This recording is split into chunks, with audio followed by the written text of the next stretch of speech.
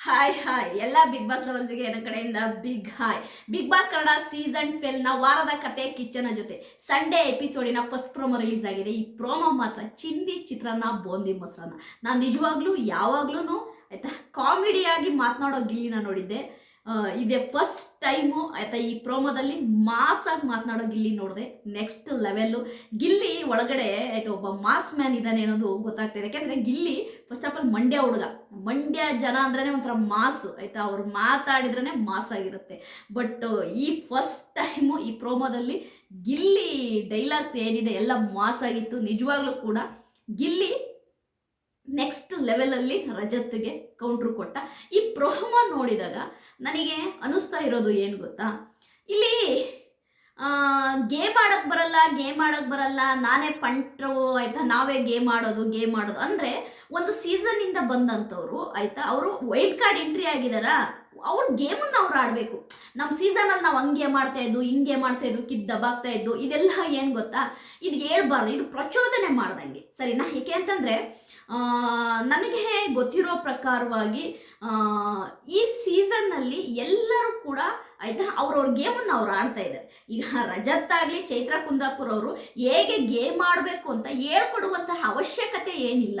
ನನಗೆ ಕೇಳೋದಾದರೆ ಅವಶ್ಯಕತೆ ಏನಿಲ್ಲ, ಅವ್ರವ್ರ ಗೇಮನ್ನು ಅವ್ರು ಸೂಪರಾಗಿ ಆಡ್ತಿದ್ದಾರೆ. ಬಟ್ ರಜತ್ ಚೈತ್ರ ಕುಂದಾಪುರ ಅವರು ಮಾಡಿದ್ದು ಕೆಲಸ ಏನು ಅಂತಂದರೆ ವೈಲ್ಡ್ ಕಾರ್ಡ್ ಎಂಟ್ರಿಯಾಗಿ ಬಂದು ಅವ್ರು ಯಾರಿಗೂ ಇಷ್ಟ ಆಗಲಿಲ್ಲ, ಯಾರ ಮನಸ್ಸನ್ನು ಗೆಲ್ಲೋಕ್ಕಾಗಲಿಲ್ಲ. ಅಂದರೆ ಉಡಾಫೆ ಮಾತುಗಳು, ಅಂದರೆ ನಿಮ್ಗೇನು ಕಿಸಿಯೋಕ್ಕಾಗಲ್ಲ, ಏನು ದಬ್ಬಕ್ಕಾಗಲ್ಲ ಆಯಿತಾ, ತೆವಲು ಕಚಡಗಳು ಹಂಗೆ ಹಿಂಗೆ ಅಂದರೆ ಅವರು ಮಾತನಾಡಿದ್ದು ವಿಧಾನ ಹೇಗಿದೆ ರಜತ್ ಅವರು ಅಂತಂದರೆ ಒಂಥರ ಎಲ್ಲ ಮಾರ್ಕೆಟಲ್ಲಿ ಮಾತನಾಡ್ತಾರಲ್ಲ ಆ ರೀತಿ ಮಾತನಾಡಿದ್ರು. ಯಾಕೆಂದರೆ ಅಮೃತವೂ ಕೂಡ ಜಾಸ್ತಿ ಆದರೆ ವಿಷ ಆಗುತ್ತಂತೆ. ರಜತ್ ಅವ್ರದ್ದು ಹಂಗೆ ಆಗಿದೆ. ಏಕೆಂದರೆ ವೈಲ್ಡ್ ಕಾರ್ಡ್ ಎಂಟ್ರಿಯಾಗಿ ಬಂದಂತಹ ರಜತ್ ಅವರು ಖಂಡಿತವಾಗ್ಲೂ ಅವ್ರ ಗೇಮನ್ನು ಅವ್ರು ಆಡಲಿ, ಅವ್ರ ಗೇಮ್ನ ಅವ್ರು ಕೊಡಲಿ, ಸೂಪರು. ಬಟ್ಟು ಅವ್ರು ಮಾತನಾಡೋ ಮಾತಿನ ಮೇಲೆ ನಿಗಾ ಇರಬೇಕು. ಏಕೆಂತಂದರೆ ಸುಮ್ಮನೆ ಏನೋ ಬೇಕಾಬಿಟ್ಟು ಮಾತನಾಡೋದು, ನಾನು ತೊಂಡು ತೋಪು ಎಲ್ಲರನ್ನೂ ಮಡಚಿ ಜೋಮಲ್ಲಿ ಖರ್ಚಿಪ್ ಮಾಡಿಟ್ಕೊಂಡು ಹೋಗ್ತಾ ಇರ್ತೀನಿ, ಮುಖ ಹೊಡೆದಾಕ್ತೀನಿ, ಮೂತಿ ಹೊಡೆದಾಕ್ತೀನಿ, ಹಂಗೆ ಹಿಂಗೆ ಅವೆಲ್ಲ ಅಲ್ಲ ಆಯಿತಾ. ಈಗ ಗಿಲ್ಲಿ ನಟ ಏನು ಹೇಳ್ತಾ ಇದ್ದಾನೆ, ಈಗ ರಜತ್ ಹೇಳ್ತಾ ಇದ್ದಾರಲ್ಲ ಇವರೆಲ್ಲರನ್ನೂ ಕಳಿಸ್ಬಿಟ್ಟೆ ನಾನು ಮನೆಗೆ ಹೋಗೋದು ಅಂತ, ಈ ಗಿಲ್ಲಿ ನಟ ಹೇಳ್ತಿದಾರಲ್ಲ ಈ ಒಣ್ಣನ್ನು ಕಳಿಸ್ಬಿಟ್ಟೆ ನಾನು ಮನೆಗೆ ಹೋಗೋದು ಅಂತ, ಅದು ತಾಕತ್ತು. ನಿಜವಾಗ್ಲೂ ಅಶ್ವಿನಿ ಗೌಡ ಚಪ್ಪಾಳೆ ತೊಡ್ತಾ ಇದ್ರು. ಯಾಕೆಂದರೆ ಅಶ್ವಿನಿ ಗೌಡನ ನೋವು ಏನು ಅನ್ನೋದು ನನಗೆ ನಿನ್ನೆ ಎಪಿಸೋಡಲ್ಲಿ ಅರ್ಥ ಆಯಿತು. ಯಾಕೆಂತಂದರೆ ತುಂಬ ಕಣ್ಣೀರಾಗ್ತಾ Ashwini Gowda first time, sir ನಾನು ನಿಮ್ಮ ಮುಂದೆ ಎದೆ ತಟ್ಕೊಂಡು ಹೇಳ್ತಾ ಇದ್ದೀನಿ ಸರ್, ರಜತ್ನಷ್ಟು ಕೇವಲವಾಗಿ ಆಯಿತಾ ಮಾತನಾಡೋ ಅಂಥ ವ್ಯಕ್ತಿ ಈ ಬಿಗ್ ಬಾಸ್ ಕನ್ನಡ ಸೀಸನ್ 12 ಯಾರೂ ಇಲ್ಲ. ಇಷ್ಟು ಕೇವಲವಾಗಿ ಮಾತನಾಡಿದ್ದನ್ನು ನಾನು ಈ ಸೀಸನಲ್ಲಿ ಯಾರನ್ನೂ ನೋಡಲಿಲ್ಲ. ಬಟ್ಟು ಈ ಥರ ಮಾತಾಡ್ತಾರೆ ರಜತ್ ಅವರು. ರಜತ್ ಮಾತನಾಡೋ ಮಾತುಗಳನ್ನ ಕೇಳಿಸ್ಕೊಳಕ್ಕಾಗಲ್ಲ, ತುಂಬ ಆಯಿತಾ ಕೆಟ್ಟದಾಗಿ ಮಾತನಾಡ್ತಾರೆ. ಅದರಿಂದ ನನಗೆ ತುಂಬ ನೋವಾಗಿದೆ ಅನ್ನೋದನ್ನು ಅಶ್ವಿನಿ ಗೌಡ ಅವರು ಹೇಳ್ತಾರೆ. ಬಟ್ ನನಗೆ ಅಲ್ಲಿ ತುಂಬಾ ಬೇಜಾರಾಯಿತು ಅಶ್ವಿನಿ ಗೌಡ ಅವ್ರು ನೋಡಿ. ಏಕೆ ಅಂತಂದರೆ ಅಶ್ವಿನಿ ಗೌಡ ಹೆಂಗೆ ಅಂತಂದರೆ ಕೂಗಾಡ್ತಾರೆ, ಅರ್ಚಾಡ್ತಾರೆ, ಎಲ್ಲ ಮಾಡ್ತಾರೆ. ಬಟ್ ಅವ್ರ ಮನಸ್ಸಿಗೆ ಹರ್ಟ್ ಆದಾಗ ಮಾತ್ರ ಅವ್ರು ಕಣ್ಣೀರು ಹಾಕೋದು. ನಿಜವಾಗ್ಲೂ ತುಂಬಾ ಒಂಥರ ಅವರು ಫೀಲ್ ಮಾಡ್ಕೊಂಡು ಹೇಳಿದ್ರು. ನನಗೆ ತುಂಬಾ ಬೇಜಾರಾಯಿತು ನಿನ್ನೆ ಎಪಿಸೋಡಲ್ಲಿ ಅಶ್ವಿನಿ ಗೌಡ ಅವ್ರು ಹತ್ತಿದ್ದು ನೋಡಿ. ನಾನು ಏನು ಹೇಳ್ತಾ ಇದ್ದೀನಿ ಅಂತಂದರೆ ಇವತ್ತಿನ ಪ್ರೋಮೋದಲ್ಲಿ ಹೆಂಗಿದೆ ಅಂತಂದರೆ ಇಲ್ಲಿ big boss Kannada season 12 versus big boss Kannada season 11 ಅಂತ ಇದೆ.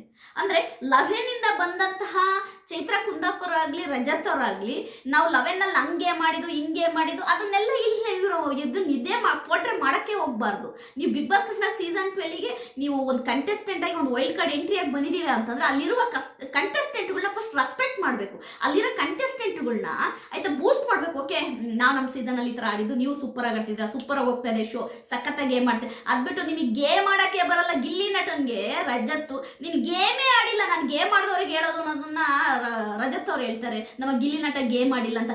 ಗೇಮ್ ಆಡ್ದಲ್ಲೇ ಆಯ್ತಾ ಹೊರಗಡೆ ಇಷ್ಟು ಜನ ಪ್ರೇಕ್ಷಕರು ಅವನ್ನ ಮೆಚ್ಚಿದಾರ, ಅಷ್ಟು ಜನ ಫ್ಯಾನ್ಸ್ ಆಗಿದಾರ. 65ರಿಂದ 70 ದಿನ ಅವ್ನು ಬಿಗ್ ಬಾಸ್ ಮನೇಲಿ ಇರೋಕ್ಕಾಗದ?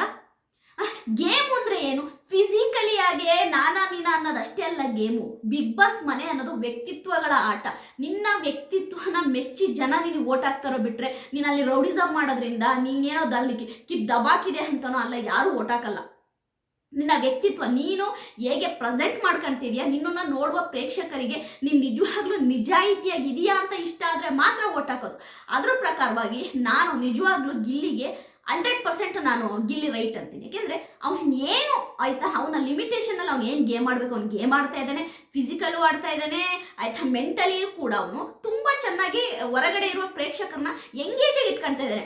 ಗಿಲ್ಲಿ ಏನೋ ಮಾಡ್ತಾನಪ್ಪ ನೋಡೋಣ ಆಯಿತಾ, ಇವತ್ತು ನೋಡೋಣ ಎಪಿಸೋಡಲ್ಲಿ ಏನು ಗಿಲ್ಲಿ ಮಾಡ್ತಾನೆ ಅಂದರೆ ಜನ ಅವನನ್ನು ಇಷ್ಟಪಟ್ಟು ನೋಡ್ತಿದ್ದಾರೆ. ಸರಿಯಾ, ರಕ್ಷಿತಾ ಆಗಲಿ ಆಯಿತಾ, ಗಿಲ್ಲಿ ಆಗಲಿ, ಅದೇ ರೀತಿ ನಮ್ಮ ಅಶ್ವಿನಿ ಗೌಡ ಆಗಲಿ ಆಯಿತಾ, ರಕ್ಷಿತಾ, ಗಿಲ್ಲಿ ಮತ್ತು ಅಶ್ವಿನಿ ಗೌಡ ಎಂಗೇಜಾಗಿ ಇಟ್ಕೊಳ್ತಾ ಇದ್ದಾರೆ ಬಿಗ್ ಬಾಸ್ನ. ನಿಜವಾಗ್ಲೂ ಕೂಡ ಪ್ರತಿದಿನ ಎಪಿಸೋಡ್ನ ಲೈವ್ನ ಜನ ಇಷ್ಟಪಟ್ಟು ನೋಡ್ತಾರೆ. ಇವತ್ತೇನು ಕಾಮಿಡಿ ಮಾಡ್ಬೋದು ಗಿಲ್ಲಿನೂ ಮತ್ತು ರಕ್ಷಿತನು, ಇವತ್ತು ಅಶ್ವಿನಿ ಗೌಡ ಏನು ಮಾತನಾಡ್ಬೋದು ಅಂತ ಅವ್ರು ತಕ್ಕಂತ ಅವ್ರು ಗೇಮ್ ಮಾಡ್ತಾ ಇದ್ದಾರೆ. ಬಟ್ಟು ಇಲ್ಲಿ ರಜತ್ನ ಆಪಾದನೆ ಏನಿದೆ, ಚೈತ್ರಾ ಕುಂದಾಪುರ ಅವರ ಆಪಾದನೆ ಏನಿದೆ ಅಂದರೆ ಬಿಗ್ ಬಾಸ್ ಕನ್ನಡ ಸೀಸನ್ 12 ಯಾರಿಗೂ ಗೇಮ್ ಆಡಕ್ಕೆ ಬರಲ್ಲ, ನಾವು ಒಬ್ಬರಿಗೆ ಗೇಮ್ ಆಡಕ್ಕೆ ಬರೋದು, ನಾನೇ ಧೀರ ಶೂರ ಅನ್ನೋ ರೀತಿ ಮಾತನಾಡ್ತಾ ಇದ್ದಾರೆ. ಇದು ತುಂಬ ತಪ್ಪು. ನಿಜವಾಗ್ಲೂ ಮಾಸ್ ರಿಪ್ಲೈ ಕೊಟ್ಟಂತಹ ನಮ್ಮ ಗಿಲ್ಲಿ ನಟನಿಗೆ ನಿಜವಾಗ್ಲೂ ಜೈ ಅಂತೀನಿ.